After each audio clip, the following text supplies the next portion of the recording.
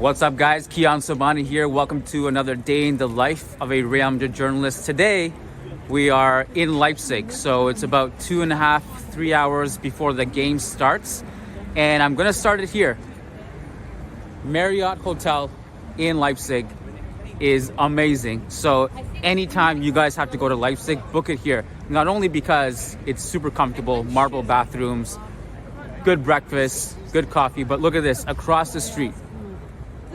Supermarkets, organic supermarkets, regular supermarkets, coffee roasteries, a lot of coffee shops, a huge mall, and it's right in the city. You're about 10 minutes tram away from the stadium.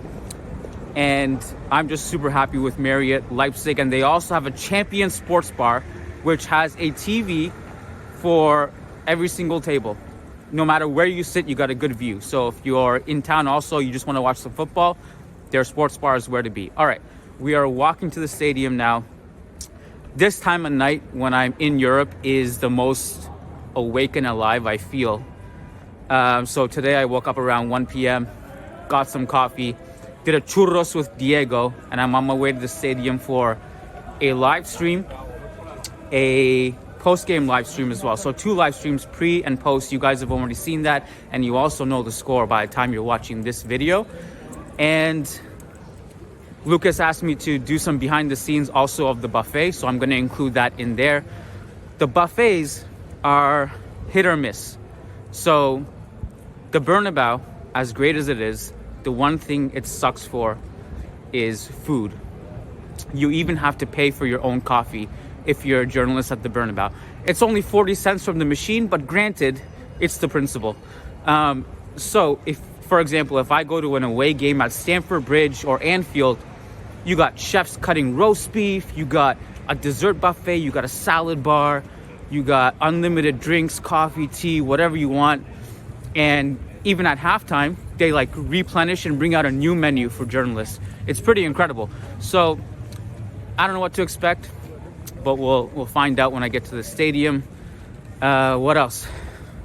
Leipzig is cool. This is my first time in Germany. It's nice.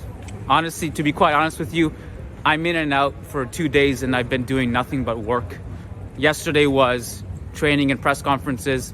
Today is the game, and then tomorrow morning I'm off to Madrid. What's up? And people are very nice. So yeah, that's I guess what I got to say for now. These day in the life videos are few and far in between. If I did them for every game, it would be very repetitive. But I saved them for big nights like a Champions League night. And I had one at the Etihad last season. It was actually from a content standpoint quite good. There was a lot of cool things at the Etihad to document, but I never published it because of the 4-0. It was just way too depressing afterwards. So hopefully something better today, and hopefully this video actually does make it publicly. We'll see. All right, guys, I will check in with you closer to the stadium. So I got to the stadium and the media entrance is there, so I'm gonna go in there in a second here.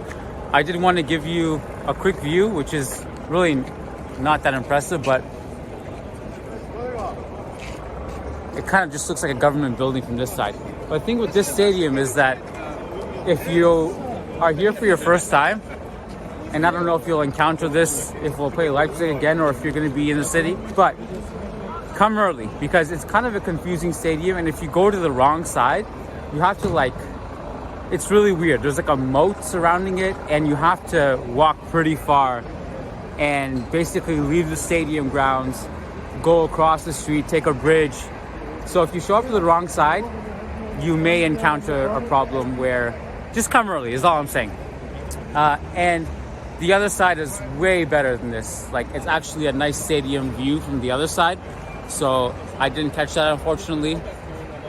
But yeah, I'm about to go in. I'll catch you inside. All right, a couple things before I go take my seat in the press area. So this is a better view of the stadium. Once you're inside, there's like a different gate, and then you come in and you see kind of the lighting. It's a nice stadium. Update from the buffet, nothing worth eating. Lucas was right. He predicted it beforehand. But the most important thing to me was coffee, which I stocked up on. And yeah, it's actually pretty nice. So let's go inside and see what it's like there.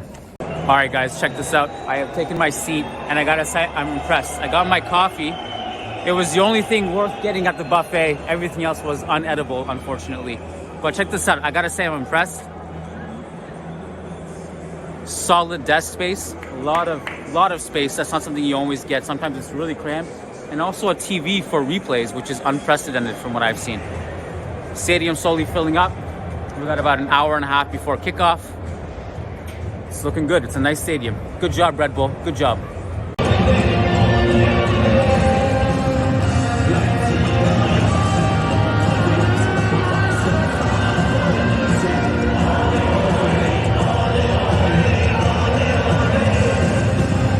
And fast forward, it is currently 1:30 a.m.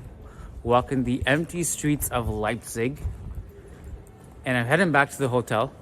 And I completely forgot to do anything with regards to this vlog until now. I was almost at my hotel. I'm like, oh shoot, forgot to finish this vlog of sorts, all over the place. So I guess to cap off this amateurish production, I would like to conclude that the Red Bull Arena is not bad. It's not my favorite place. Doesn't have, like, I guess, the historic charm of an Anfield or Stamford Bridge. And it doesn't have the technological, I guess, marvel and grandeur of an Etihad. And certainly has nothing on the Bernabeu. But it was a fun and eventful night. I'm not going to get into post-game analysis here. I did ask Carlo Ancelotti a question, and I spoke about that already on the post-game podcast, which Sid and I did live. It's nice. I mean, I will say this. It's I'm going to reflect a little bit on the progression of managing Madrid. There was a time where we weren't treated, and understandably so. It's not a complaint. I understand the club's perspective. You know, initially, I think we were seen as bloggers who would maybe come to a free game once a year, twice a year. And then we started to attend everything regularly, trainings, press conferences. We've been at every single home game for 2 or 3 years now, thanks to Ewan McTeer and sometimes Sam Leverage. Now with Sam Leverage a lot.